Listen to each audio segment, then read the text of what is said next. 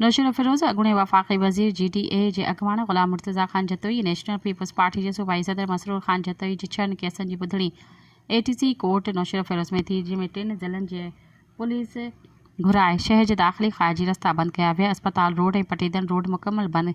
Curfew वारो माहौल ॾीख ॾेई रहियो हो। मुअज़्ज़िज़ अदालत जे जज इलेक्शन वारे ॾींहुं झेड़े में फ़ौत थियल बिलावल ज़रदारी जे केस में 17 तारीख़ ॾिनी ऐं बाक़ी केसनि में ज़ियाउल हसन लंजार हाउस साड़ण वारनि केसनि ऐं पुलिस खे धमकियुनि ऐं फुर जे केसनि में 8 तारीख़ ॾिनी वई। ॿुधणी मुलतवी करे छॾी। कोर्ट मां ॿाहिरि अचण खां पोइ मीडिया सां ॻाल्हाईंदे ग़ुलाम मुर्तज़ा ख़ान जतोई चयो त हुक्मरान सामा एॾा परेशान आहिनि जो हर तारीख़ ते 3 ज़िलनि जी पुलिस घुराए मूंखे डिॼाइणु चाहिनि था, पर इहा इन्हनि जी भुल आहे।